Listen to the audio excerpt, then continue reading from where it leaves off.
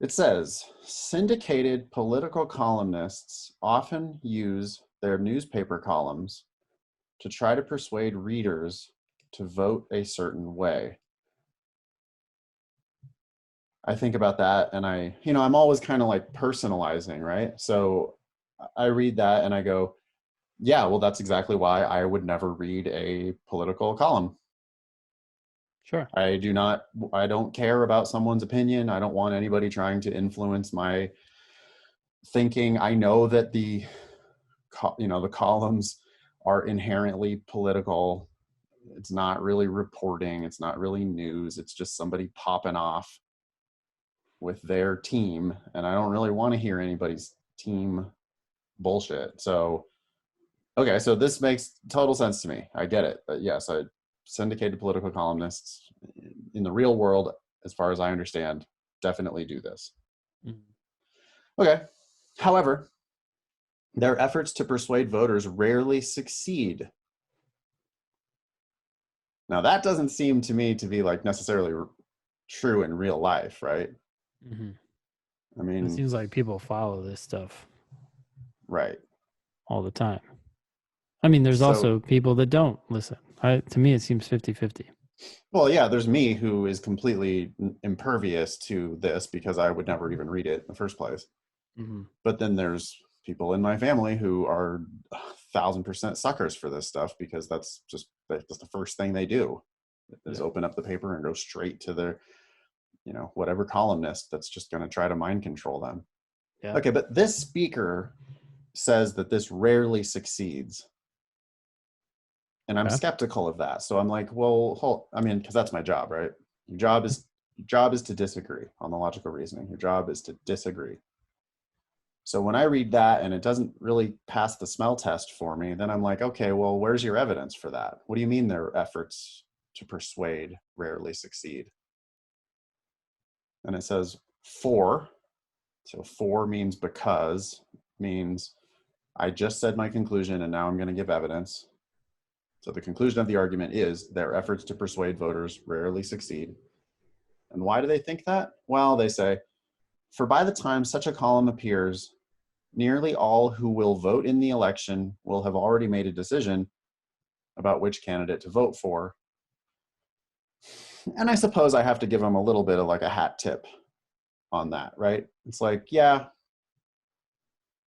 if I'm thinking about, my family members, the same ones who immediately turn to the political columnist to read it, mm-hmm. They have already decided. They decided 30 years ago who they're voting for. Mm-hmm. So, okay, hey, maybe you're right that this rarely succeeds. Because people already made up their mind. Okay. Mm-hmm. Okay. Which one of the following is an assumption required by the argument? That's an assumption question. Assumption means missing piece, but it's specifically a necessary assumption question. So Ben, you taught me how to do necessary assumption questions. I used to always say it's the one that if false ruins the argument. Yeah. Which is still true. And I still do say that a lot. Yeah. But I think there's a cleaner way of thinking about it, which this is what you taught me, which was just, it's the one the author has to agree with. Yeah. Now, that doesn't mean that they have necessarily thought about this. Mm-hmm. But it's the one that if you were to show it to the author, maybe they have thought about it. Or maybe they would go, oh, yeah. Mm-hmm. Yep. That has to be true. Yeah. Because if it's false, it ruins their argument. Anything else you want to add to all that? I'm sure I'm kind of monologuing on this, but I didn't really need to. I agree. I agree with all of it. And yeah. Okay. Do you have any concerns about the original passage? Well, I guess at the end there, I was kind of agreeing with them, and my job is not to agree. Yeah. So if I had to, if I had to push back, I suppose I would say, well, hey, even if nearly all who will vote in the election will have already made a decision about which candidate to vote for. Yeah. Nearly all doesn't mean all. Mm-hmm.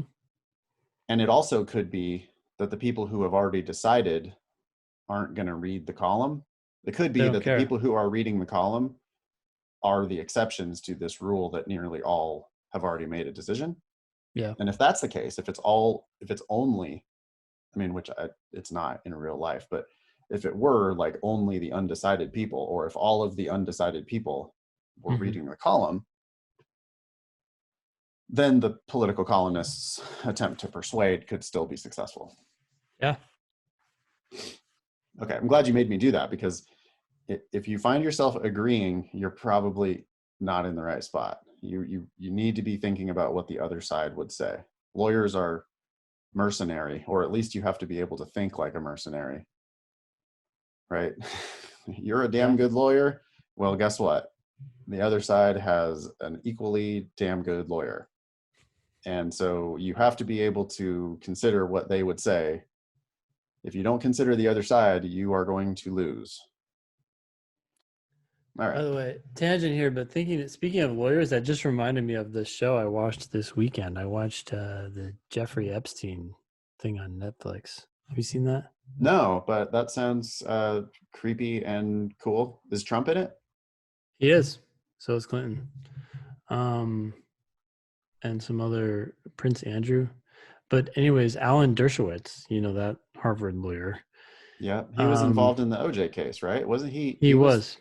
He was part of OJ's dream defense team.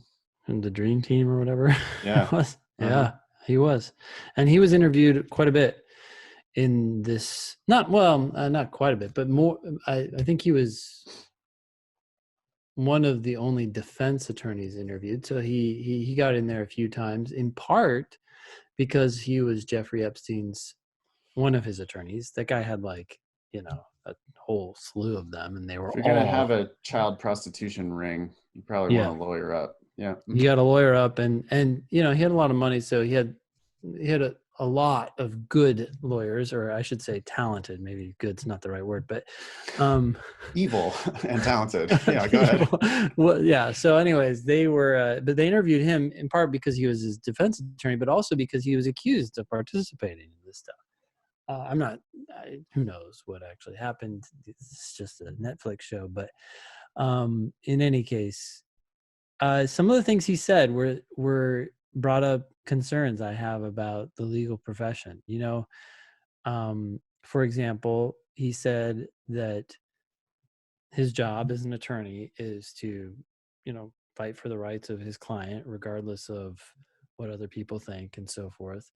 And there's certainly a big part of that I agree with. But the thing that I've always struggled with that is where defense attorneys take their defense so far despite knowing the shit that's going on.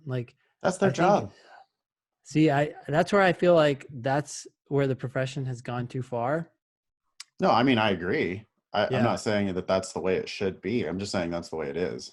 That's the way it gets, bred into attorneys starting in law school. Hey, look, chill out there. Wait, what? Yeah. If you want to win, I mean, they make big deals about how everybody should have the right to a full, vigorous defense or whatever, and guess what? If you got lots of money and we have too many smart lawyers, then you're going to be able to hire somebody who will do absolutely anything to get you off. And that's why poor people get convicted more often than rich people. Yeah. I mean, one word he used in the show, he said, I can't remember what it was, vigorously, and then he said ethically. And I was like, so in my mind, when you say ethically defend your client, you're doing everything that is their right. But when you're playing these games of trying to hide information or whatever, I don't know. I don't know how you know they did it. Yeah, you're the attorney. You know that they did it, but you're like, okay, even though I know that, how can we get what can we do? The system. Yeah, you're going to do everything you can do to prevent the prosecution from proving their case. You're going to do everything you can do to try to put doubt in the minds of jurors who are going to get your client off the hook, even though you know they did it, and you're going to get paid an insane amount of money for that, because that's, you know, most people are good. Most people don't want to be doing that. Most people don't want to be defending child sex trafficking. Yeah. But guess what? That's what the big firms, they definitely do that. They defend corporations that destroy the environment and kill kids, and, you know, like that's where the big money comes from, is from people who essentially did it. You know, it's like OJ did it and had $1 bazillion from playing in the NFL, and then he's able to go out and hire all of the best, least ethical lawyers, basically. Yeah. And then those same lawyers will never stop talking about ethics, right? They'll just always be talking about how this is, you know, we have to make sure that justice is served here for our client, and our client has a constitutional right. I'm defending my client's constitutional rights to get off on a technicality when he's a, you know, murderer. But anyway, I couldn't do it. I don't want to do it. I don't even want to be, I would not want to be in the room. You know, I can't handle it. Yeah. I'd probably be good at it if I wanted to like completely sell out. I don't think I would want to be on the other side of that. Like, can you imagine being like a government prosecutor trying to fight the good fight against $1 billion defense team? I mean, yeah, sucks. Anything else you want to say about that documentary? That sounds good. Was it like a series or a movie? No, it was very short. It was a series. I mean, it was like 5 episodes or something like that. Short series. Okay, cool. Yeah, check it out. Yeah, check it out. I also watched LA 92. That was good. LA 92. Oh, about the Rodney King riots. Rodney King whole thing. Yeah, it was by Nat Geo. It was really well done. Oh, cool. So, yeah. Okay, anyways, which one of the following is an assumption required by this argument? So which one of these does the author have to agree with? A says, syndicated columnists influence the votes of most of their readers who have not yet decided which candidate to vote for. The author is trying to prove that these efforts to persuade rarely succeed. A seems pretty clearly on the opposite team. I wouldn't even think about A any further, because it seems like A weakens the argument. I'm looking for something that is on the same team. I'm looking for something that this author has to agree with. A seems like it's a bad fact for this author. I can't imagine the author having to agree with this. It's interesting. I think that some people might get tempted by A because they do like almost like a false contrapositive with it or something. Oh. Right? Like, syndicated columnists influence the votes of most of their readers who have not yet decided which candidate to vote for. And so people are like, oh, so if they have decided which candidate to vote for, oh no, wait. Don't influence those who haven't decided. I don't know. Actually, now I'm getting lost in my own words, but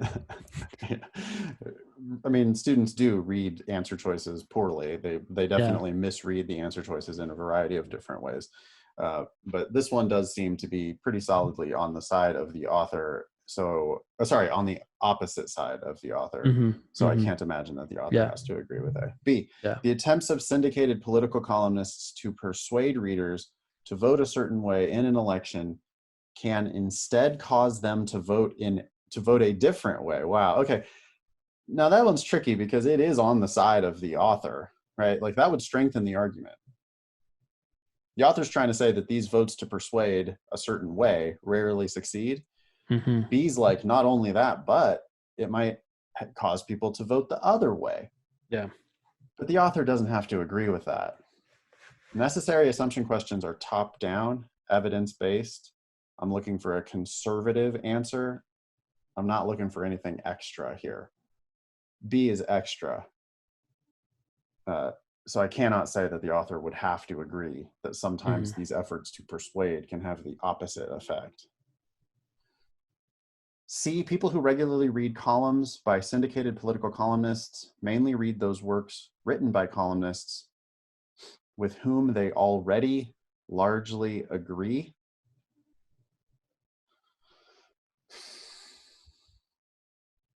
It's kind of on the same, it's kind of on the author's team. I just don't have evidence that the author has to agree with that. You know, their point really isn't, oh no, you're only reading the columns that you agree with. Their point was, you've already made up your mind about your candidate, regardless of whether you agree or disagree with the columnist. Yeah, I can easily see this author showing up and going, no, people read a wide variety of political columns. I mean, that's of course not true for most people, but this author doesn't necessarily have to believe that, right? The author could be like, no, people read columns from people that they don't agree with. The problem, though, is that they've already made up their mind, so they're not going to be persuaded. D, regular readers of columns by syndicated political columnists are less likely to be persuaded to vote a certain way by such columns than are people who seldom read such columns. That's a weird one, huh? What do you think about that?